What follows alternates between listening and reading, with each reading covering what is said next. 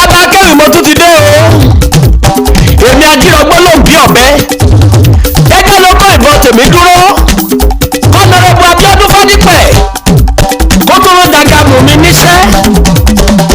Ìbọn ni wọ́n fi ń polè, ìbọn ni wọ́n fi ń pẹ̀rọ ìyàwó nù lé. Abiodun FADIPE ó ti fà mí ní kásẹ̀ orí ewì pẹ̀lú àwọn àṣeyọrí tó ṣe.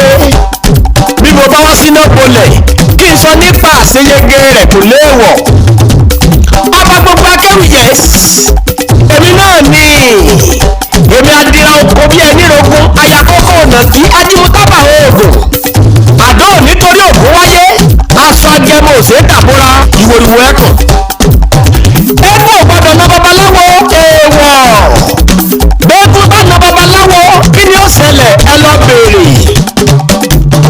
ẹ̀dá tó bá dún mọ̀ọ́rù wa nítorí Abiodun ọmọ FADIPE ẹyẹ gúnugún ni kò yọwọ́ lójú jẹ ẹyẹ àkàlàmùgbò ní kò jòkó ẹ̀ torí mo ti délé olú igbó mo rólú igbó jìgànjìgàn mo pa gba ẹran fólú igbó jẹ àwọn ewì igbó ní àrà ni mo jẹ́ ni wọ́n bá fi lẹ́ẹ̀mí ṣèpàdé ìwí mo dẹrù jẹ̀jẹ̀ ní gbogbo ilẹ̀kílẹ̀ mo délé olú igbó mo rólú igbó mo pàtẹ́tẹ́ igbó rèwerèwe mo tún kẹ́yìn igbó àánú àwọn olú igbó pàǹtẹ̀tẹ̀ igbó pàǹtẹ̀tẹ̀ mẹ́kùn àwọn òjẹ́ nǹkan wọlọwọlọ mọ́bì wọ́n ti ní kí n máa lọ ìdájí ìgbà wọn lẹ́yìn ẹ̀kọ́ wọn lọ́ba Akewi ò ní ṣubú mo ti dàgbàrá òjò ó kẹni tí ó gba yẹrin lọ́wọ́ mi ẹnìkan ò ní jẹ pápẹ́ kó fẹ́ lẹ́jà lálẹ́ odò èèyàn kan ò ní dẹ́gẹ̀rì kó fẹ́ mọ́ mẹ́ranko nínú igbó èèwọ̀ ọba gbogbo Akewi yes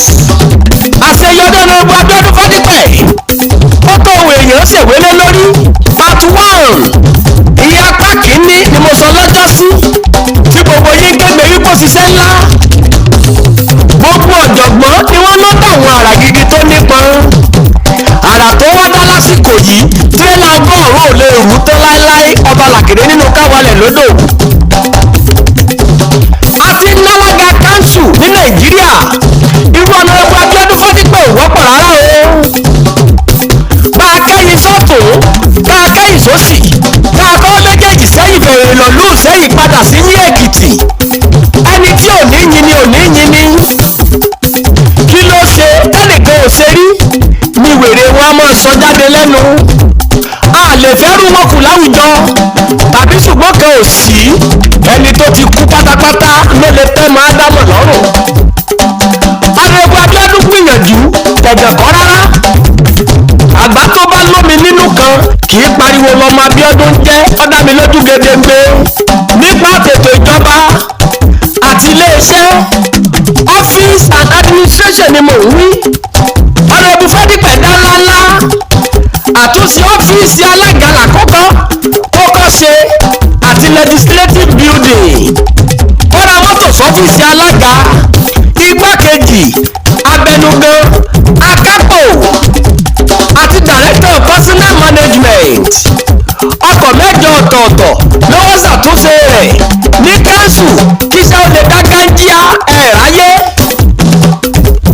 èlò la fẹ́ kà lẹ́yìn adépèlé nípa ètò ẹ̀kọ́ Honorable James Abiodun FADIPE gbóúnjẹ fẹ́gbẹ́ ó sì tún gbàgbé ẹ̀bọ̀ kọ̀tọ́ bí gbogbo ọmọ iléèwé dandawi tó jẹ́ tìjọba ló fún ní exercise books kẹ́tù ẹ̀kọ́ lè dúró déédéé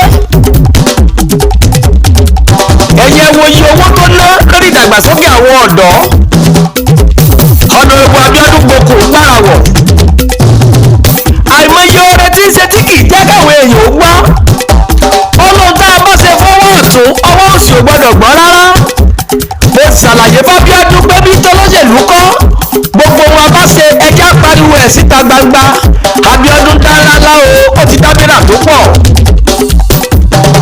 ẹ̀yin tìjọba ìbílẹ̀ Òkè Ẹ̀rọ ẹjẹ́ kọ́lójú ọmọdé lọ sí wọ́ọ̀dù kọ̀ọ̀kan níjọba ìbílẹ̀ Òkè Ẹ̀rọ ó ló lè ràn yín lọ́wọ́ ẹ lọ wo rere t'Abiodun ṣe fún tẹrú tọmọ ẹ jẹ́ ká tún wo ohun t'Abiodun ṣe lórí ètò ìlera Honorable James Abiodun FADIPE kú iṣẹ́ o máa ṣiṣẹ́ lọ ẹ̀mí rẹ ò ní sẹ́rí okùn ẹni kì í tóbi lójú ẹni tí ò fẹ́ràn ẹni ọ̀nàrẹ́bù Fadipẹ ń ṣiṣẹ́ takuntakun. Igbákejì alága káńsù òkèrè rárá ṣe ni wọ́n jọ ṣiṣẹ́ bí agbo ẹlẹ́kàn ní ṣọ́ọ̀ṣì. Àwọn oògùn tí wọ́n kó sílé ìwòsàn ìjọba níjọba ìbílẹ̀ Òkè Ẹ̀rọ bóyá lẹ́tí ẹ̀gbọ́n níbí Abiodun ní í ṣe primary health care ni mò ń wí hun. Gbogbo fọ́níṣọ̀ tuntun tí wọ́n ṣe sí Òkè Ẹ̀rọ local government diagnostic center nílọ́fà iṣẹ́ ọwọ́ pàdí mi ní. Kíkọ́ health center sí odò ọwá ward 1 Fadipẹ ní ṣiṣẹ́ ọ̀hún lọ́wọ́lọ́wọ́ ẹni tó bá débẹ̀ ló lè ròyìn. Gbogbo ẹni tó bá dé primary health care centers tí ń bẹ níjọba ìbílẹ̀ Òkè Ẹ̀rọ ẹ tọ́jú ara yín ẹ lọ gbòògùn kẹ́sì darí padà bọ̀ wálé. Ikú òjijì ò sí mọ́ níjọba ìbílẹ̀ Òkè Ẹ̀rọ ẹjẹ́ àjọmọ́ ìjó dàgí ní yòdò. Honorable James Abiodun Fadipẹ ti ran onírúurú àwọn èèyàn lọ́wọ́. Ṣé tàwọn opó ni àbáwọn àkàndá? Ọ̀pọ̀ tó ti mẹ̀mí Olúrótìmí Ọmọdọ́láyẹmí Ọba Akewi ni wọ́n ti mọ̀ pé mi ò sí nídìí àbòsí rárá. Ó tí mo bá rí lèmi wí ẹ lọ wádìí ọ̀rọ̀ mi. Mi ò lè fẹ́ kọ́ taná fẹ́nikẹ́ni jẹ́. Ohun t'Abiodun Fadipẹ ṣe lèmi ròyìn. Èmi ọba gbogbo Akewi yes. Èmi tí mo gbójú gbónú gbóyà tí mo sì mú wọn bí ẹlẹ́gùn Ṣàngó tí mo lè kò ṣàlójú. Tewé lèmi tẹ̀kọ́ lẹ́nu odi ìwòrìwò ni mo takara lọ́jà ìdìbò mẹ́kàn. Èmi ẹrù jẹ̀jẹ̀ tí ń gbénú ìrókò ẹ̀bùrà dídùn inú ẹ̀mí. Akọ ẹ̀sìn ni mi ti ń gbénú bí ó tàhọ́. Akọ egungun ni mi ti ró léje òkòjà tẹnu ìbọ́dọ̀ wàrà wòrò. Òòṣà tí Ṣàngó ni ò bá lè nà arékọ́ ló lè sá. Ajẹ́pọ̀ wọn bá ti ń sìpẹ̀ fólúkòsù àyànràn náà ni ọba gbogbo Akewi tí ó bẹ̀rù ẹ̀wọ̀n. Ẹ lọ wá kìtìyàn Fadipẹ lórí iṣẹ́ ọ̀gbìn. Ọ̀pọ̀ àgbẹ̀ l'Abiodun dìde rẹ̀ lọ́wọ́ fún. Ó pín fataláísà kí wọ́n lè rere oko jẹ. Honorable Abiodun fún wọn lóògùn àtẹ̀rọ fíkofíko. Àjànàkú Abiodun kọjá mórí nǹkan fìrí. Èrè Abiodun jẹ́sí lọ wàláì tàláì. Sẹ́yìn ò tí ì gbọ́ o wípé Honorable James Abiodun dára lórí security níjọba ìbílẹ̀ Òkè Ẹ̀rọ. Kí security ó lè dúró déédéé ó lé ní 20 ọ̀kadà lọ́ra fáwọn security níjọba ìbílẹ̀ Òkè Ẹ̀rọ. Òrèkóòrè ló ti ń ṣèrànlọ́wọ́ owó kí ṣe security ó lè dá gánjíá. Ṣé ẹ wá rí pé ní ìrètí ṣiṣẹ́ gidi ni ara ní ń dá lọ́wọ́ ó ti ń dára tó pọ̀.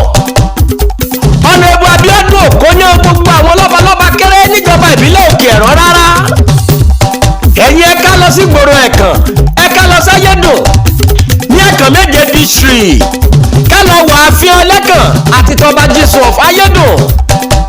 Òun ló kọ́ fèsì ní ààfin wọn. Mo rárá ga káńsù tí ń dábí ẹdun tí rọ̀ bí òwe. Ṣé ẹ tí ì gbọ́ wípé motorized boreholes ìyẹn kàngádẹ̀rọ ìgbàlódé ló gbé kiri ìjọba ìbílẹ̀ Òkè Ẹ̀rọ. Ó gbé sí odò ọwá ward 1 Ìrẹ́pẹ́ area nílọ́fà. Ó gbé sí ìdọ̀fí odò Àṣẹ àti ìdọ̀fí Ayékalẹ̀. Honorable Abiodun gbé kàngádẹ̀rọ sí Àrìmọ̀pé àti Ayédùn kọ̀tán bí. Honorable Abiodun Fadipẹ ó gbé sí ìdọ̀fí Ìgbàlẹ̀ ward 1 ìdọ̀fí Ìgbàlẹ̀ ward 2 àti Ìmọ̀jì ráyé o.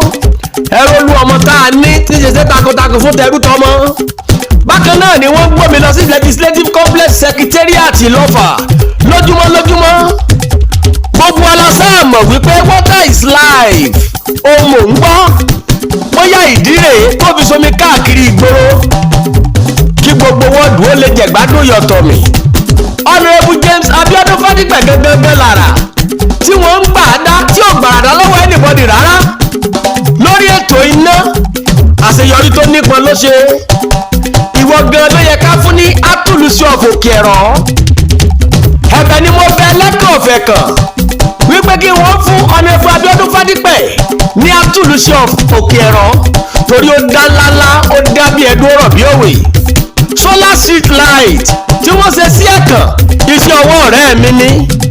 Èyí tí wọ́n ṣe sí Ìmọ̀dé ìdọ̀fí odò Àṣẹ ìdọ̀fí ìdọ̀fin ìgbànà iṣẹ́ ọwọ́ ọ̀rẹ́ mi ni mò ń wíṣẹ́.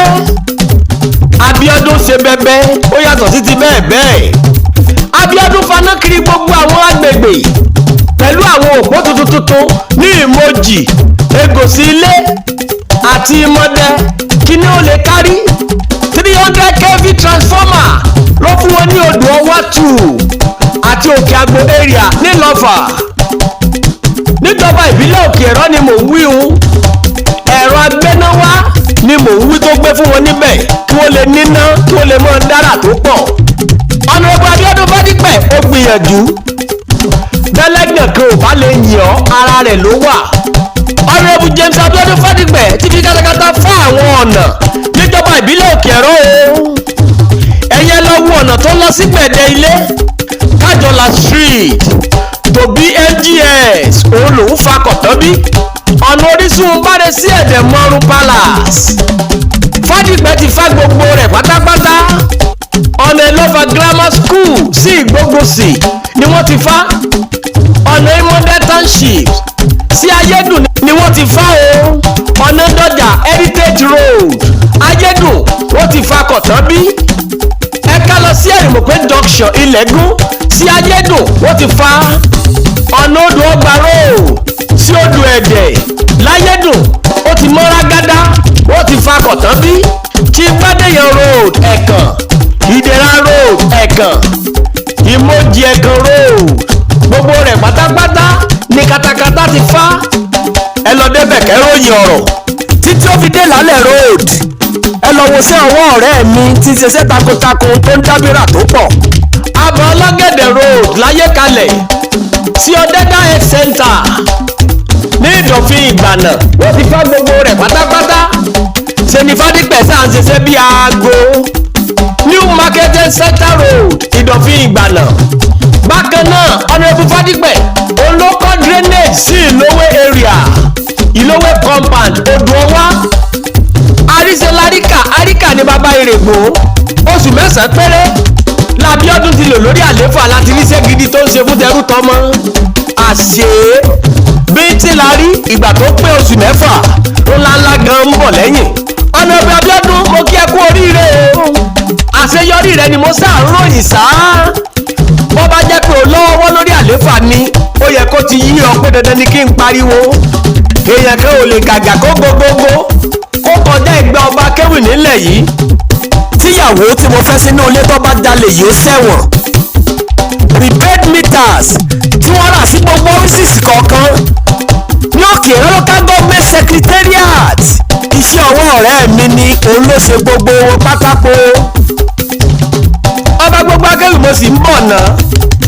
bóyá ẹ lè fẹ́ gba nọ́mbà mi, bóyá ẹ lè fẹ́ pè mí, tàbí ẹ fẹ́ chat pẹ̀lú mi lórí WhatsApp. ẹ lè pè mí sórí nọ́mbà yìí 081 3810 5514 lẹ́ẹ̀kan sí 081 3810 5514 tàbí kẹ́kàn sí mi lórí Facebook Oba Akewi onípàṣẹ ọ̀rọ̀ tàbí lórí Instagram Oba Akewi1 lórí TikTok Oba Akewi1 lórí YouTube Oba Akewi onípàṣẹ ọ̀rọ̀. apá kẹta àṣeyọrí Honorable Abiodun Fadipe ó ń bọ̀ lọ́nà dẹ̀dẹ̀dẹ̀dẹ̀dẹ̀dẹ̀dẹ̀dẹ̀dẹ̀.